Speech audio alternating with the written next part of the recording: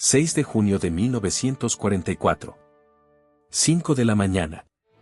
Batería Crisbeck, costa de Normandía. Los binoculares temblaban ligeramente en las manos del teniente de navío Walter Ronsen mientras barría el horizonte.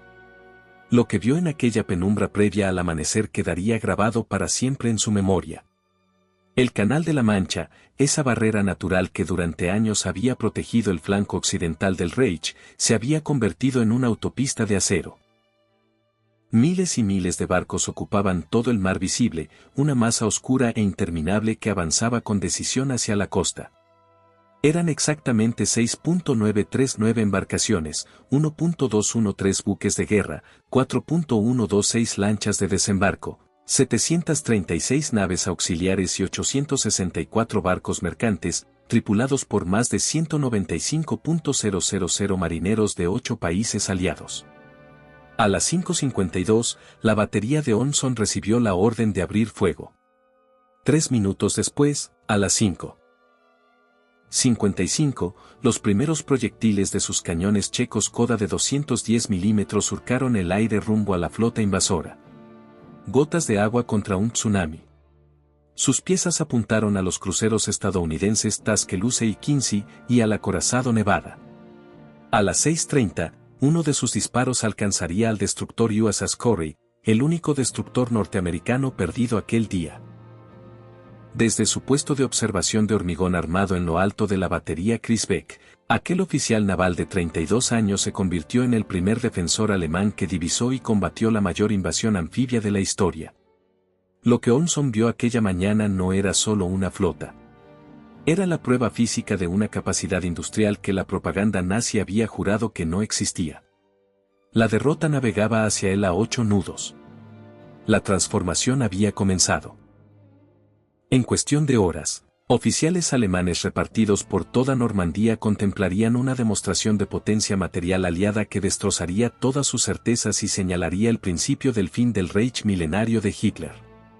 La noche del 5 de junio ya había traído señales inquietantes. En el cuartel general del Grupo de Ejércitos B, en el castillo de La Roche-Guyon, a unos 80 km de la costa, el teniente general Hans Spadau, jefe del Estado Mayor del Mariscal de Campo Owen Rommel desde abril de 1944, seguía con creciente alarma los informes que llegaban. Rommel estaba en Alemania celebrando el cumpleaños de su esposa, convencido de que el mal tiempo impedía cualquier intento de invasión. A la 1:20 de la madrugada, el 7 grados ejército recibió la noticia de importantes lanzamientos de paracaidistas en toda Normandía. Más de 13.000 hombres de las divisiones aerotransportadas 82ª y 101ª estadounidense descendían en sus Douglas C-47 Skytrain. El general de artillería Erich Marks, que mandaba el 84º cuerpo desde su puesto de mando en Saint-Lô, comprendió de inmediato la gravedad.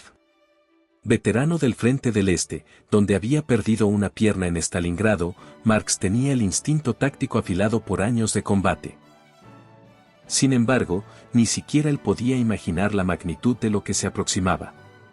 Los defensores alemanes se habían preparado para una invasión. No estaban preparados para una avalancha industrial que los sepultaría bajo una superioridad material absoluta. El vicealmirante Friedrich Ruge, nombrado asesor naval de Rommel en noviembre de 1943, llevaba meses recorriendo las defensas costeras. Nacido en una familia de tradición marinera en 1894, Ruge entendía las operaciones navales mejor que ningún otro oficial alemán en Francia. Había insistido en colocar más minas, más obstáculos, más cañones. Pero, como escribiría años después en sus memorias, nosotros nos preparábamos para combatir la guerra anterior. Ellos traían la siguiente. El alto mando alemán se había convencido de que los aliados solo podrían lanzar unas 20 divisiones apoyadas por quizá 3.000 barcos.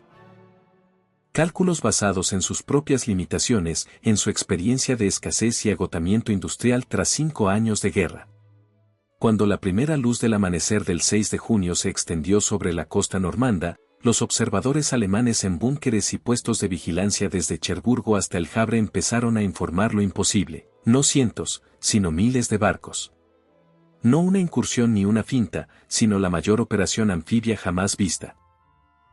En el punto fuerte WN-62, que dominaba lo que luego se conocería como Omaha Beach, el soldado Henrik Saverlow miró por la tronera de su ametralladora a las 5:45. El joven granjero de 20 años, originario de Metzingen, nunca había visto el mar antes de llegar a Normandía. Ahora no veía mar alguno, solo acero. Barcos por todas partes, escribió después. Grandes, pequeños, planos, destructores que iban y venían como perros pastor. El horizonte había desaparecido. Intenté contarlos, pero desistí al llegar a 100. Eran miles. En los 80 kilómetros del frente de invasión, oficiales y soldados alemanes vivieron la misma revelación, no enfrentaban solo números superiores, sino una categoría completamente distinta. A las 5:30 comenzó el bombardeo naval. La flota aliada disponía de 5 acorazados, 20 cruceros, 65 destructores y 2 monitores. Para los defensores alemanes fue su primera lección de matemáticas industriales americanas. Solo el acorazado USS Texas disparó 255 proyectiles de 356 milímetros en la primera hora. Cada uno pesaba 635 kilogramos. En 60 minutos, un solo barco había lanzado 178 toneladas de explosivos, más munición de la que muchos regimientos de artillería alemana tenían en total.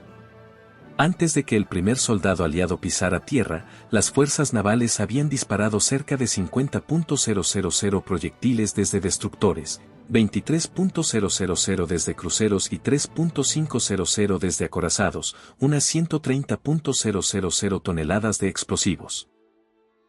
El general de infantería Gunther Blumentritt, jefe del Estado Mayor del Comandante en Jefe Oeste, declararía después: nos habíamos preparado para combatir soldados. Nos encontramos combatiendo fábricas.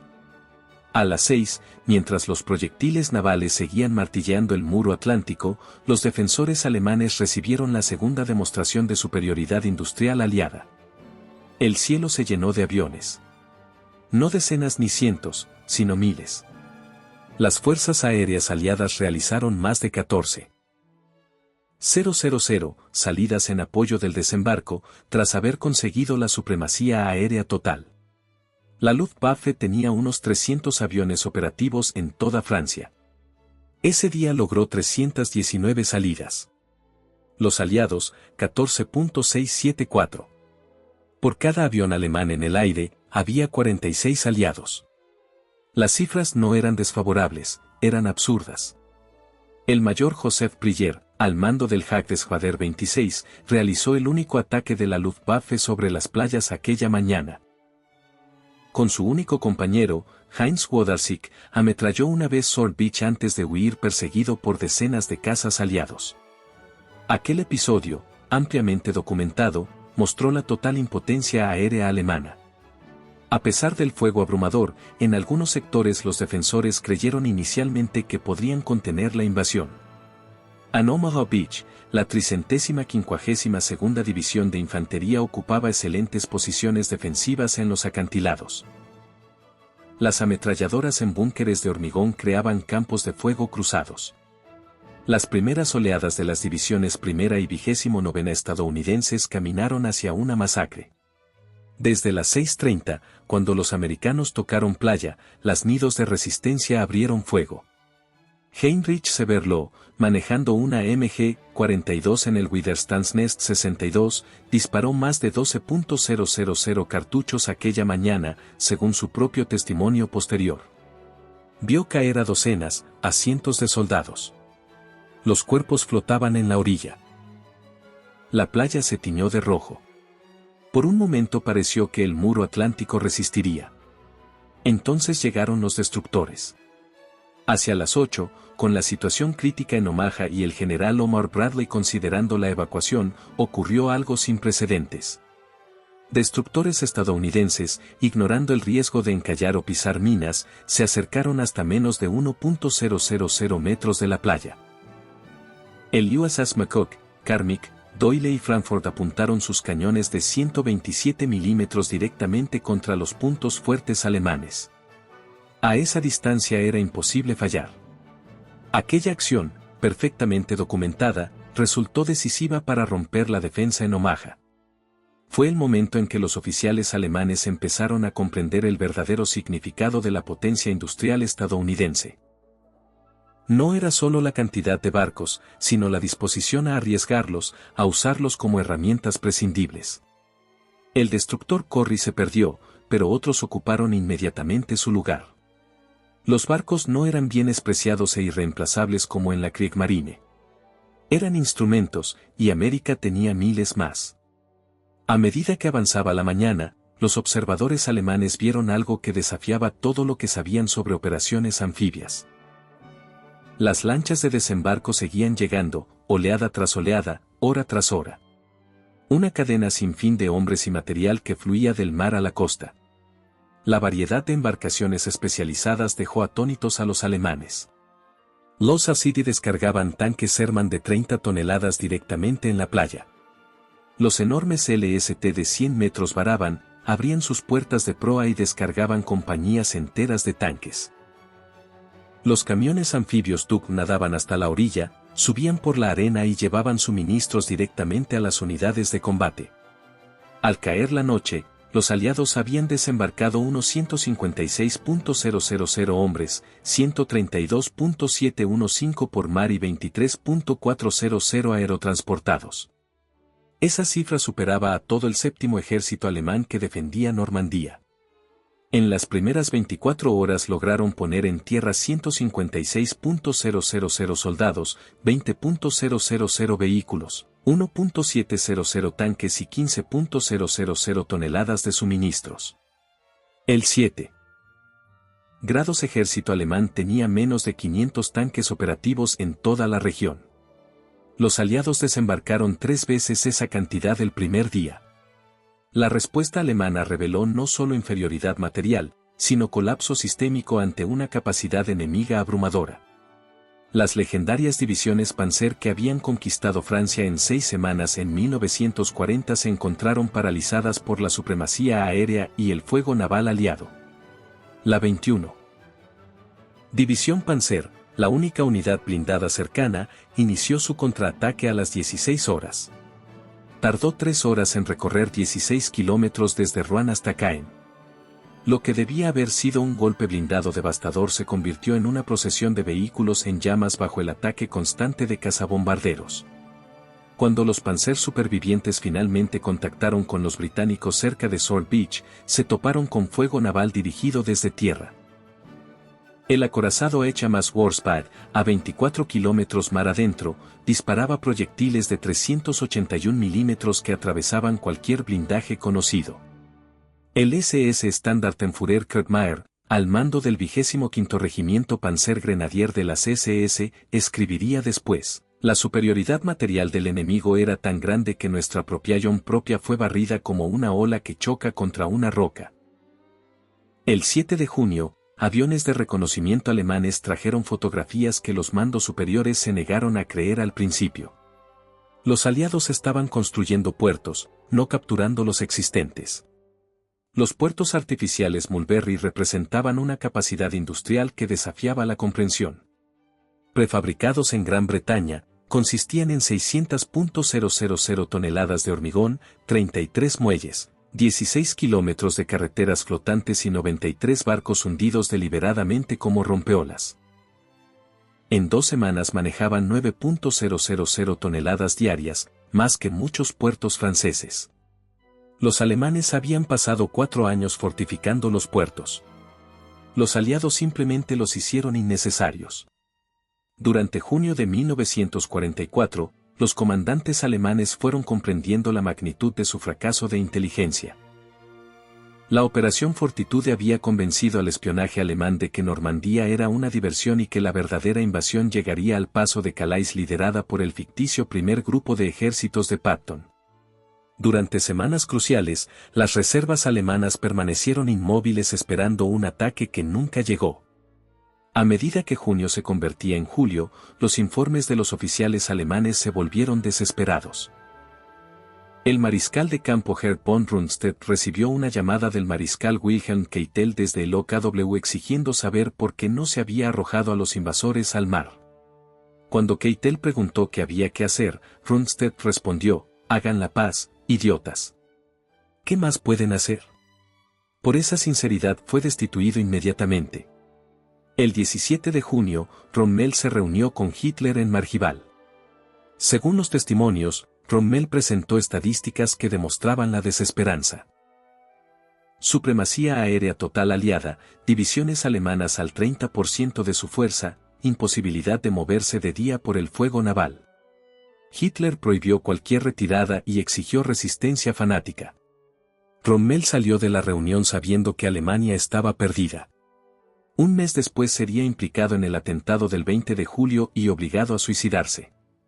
Hans Speidel, jefe del Estado Mayor de Rommel y uno de los pocos que sobrevivió a la guerra, escribió después: no fuimos derrotados por mejores soldados ni por una estrategia superior. Fuimos sepultados bajo una avalancha de material. El 7 de julio, 467 bombarderos pesados de la RAF lanzaron 2.500 toneladas de bombas sobre Caen en 40 minutos, más potencia explosiva que toda la que poseía la Luftwaffe en Francia.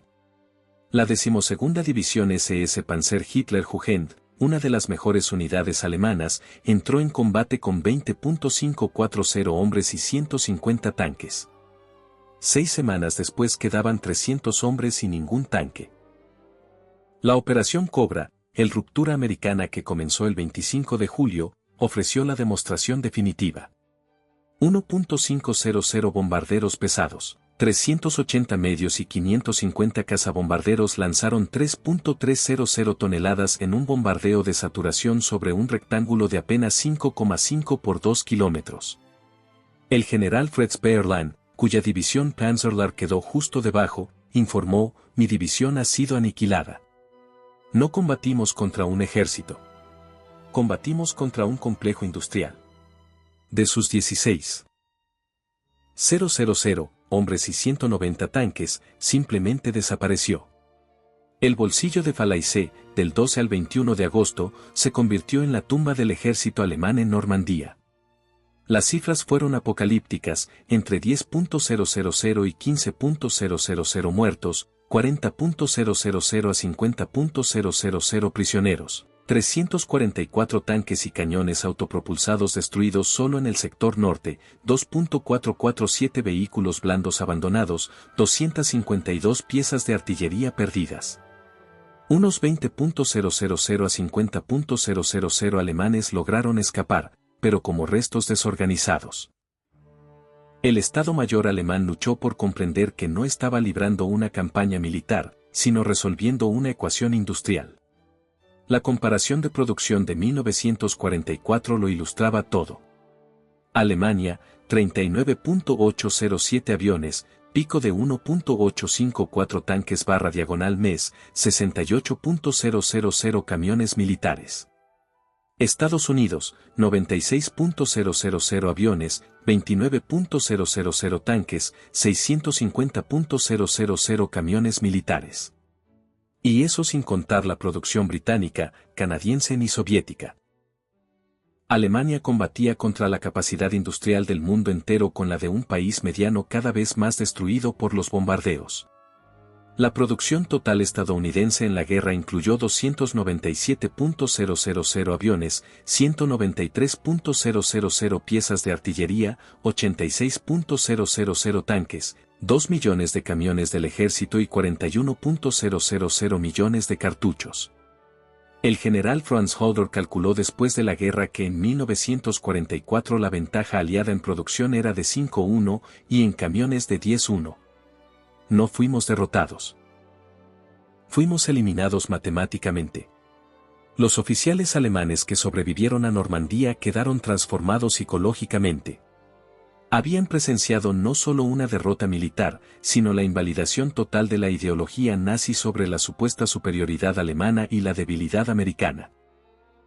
Jóvenes oficiales criados bajo el nacionalsocialismo descubrieron que los americanos tenían máquinas para el trabajo duro, radios para coordinar, munición abundante para entrenar y una confianza nacida del apoyo ilimitado. La tasa de suicidios entre oficiales alemanes se disparó. Además de la cantidad, enfrentaron una brecha tecnológica que revelaba cuánto se había quedado atrás Alemania.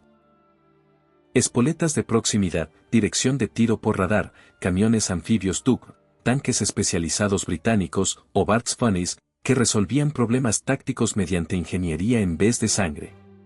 Durante toda la campaña de Normandía, los oficiales alemanes desarrollaron un temor especial al fuego naval.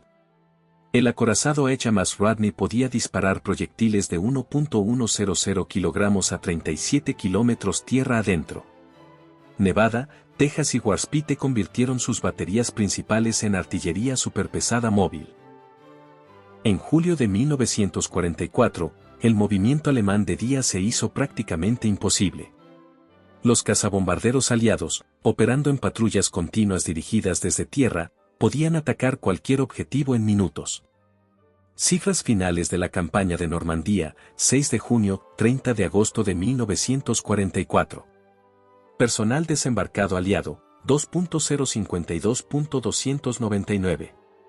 Vehículos, 438.471. Suministros, 3.098.259 toneladas.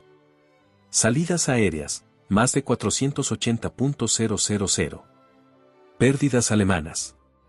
240.000 muertos o heridos graves. 200.000 prisioneros. 200 tanques y cañones de asalto. Más de 40 divisiones destruidas o reducidas a sombras. En 1954, 10 años después del día D, oficiales alemanes supervivientes se reunieron en Bonn para un simposio privado sobre la campaña de Normandía. El general Günther Blumentritt pronunció el discurso principal: en Normandía aprendimos que la guerra había cambiado de naturaleza. Ya no era un duelo de ejércitos, sino de sistemas económicos. Nosotros contábamos divisiones mientras ellos contaban fábricas. Nosotros medíamos valor, ellos medían producción. La imagen que aún me persigue es la de bulldozers americanos apartando nuestros tanques destruidos para despejar el camino a sus camiones de suministros. Muchos veteranos de Normandía se convirtieron después en defensores de la integración europea, comprendiendo que solo uniendo recursos podrían los países europeos aspirar a igualar algún día la capacidad industrial americana. El 6 de junio de 1984, en el 40 grados aniversario, Walter Olmsted regresó a la batería Chris Beck como invitado de honor. El antiguo Oberleutnant Sur-See, ya con 73 años, se plantó en el mismo puesto de observación desde donde había visto por primera vez la flota. Hablando ante veteranos aliados y alemanes reunidos, reflexionó: hace 40 años estuve aquí y vi lo imposible, un mar cubierto de barcos de horizonte a horizonte. En ese instante supe que todo lo que me habían contado era mentira. Las naciones débiles no construyen 7,000 barcos. Las naciones divididas no coordinan una invasión así. Disparé mis cañones contra aquella armada y bien pude haber estado lanzando piedras al oleaje. Hundimos un destructor, dañamos algunos más. Por cada barco que tocamos, 100 pasaron intactos. Hoy los jóvenes oficiales estudian tácticas de Normandía. Pero la verdadera lección es más sencilla: en la guerra moderna, gana quien más puede producir. Aprendimos que capacidad industrial es capacidad militar. El mar de barcos que vi aquella mañana no era solo una flota de invasión. Era la potencia industrial americana hecha visible. Los oficiales alemanes que contemplaron aquellas casi 7,000 naves aliadas acercándose el día de presenciaron algo más que una invasión. Presenciaron el futuro de la guerra, donde la capacidad industrial lo decidiría todo. Aquella imagen imposible de una armada sin fin fue la manifestación física del poder latente de las democracias cuando se moviliza por completo, del poder industrial aplicado a fines militares en una escala que volvía irrelevantes las virtudes militares tradicionales. Se habían preparado para la guerra tal como la entendían. En su lugar encontraron la plena capacidad industrial de Estados Unidos. Y en aquel momento de terrible claridad, supieron que estaban asistiendo al fin de la guerra tal como la habían conocido y al nacimiento de algo nuevo, la guerra industrial a una escala que hacía obsoleta su propia experiencia profesional.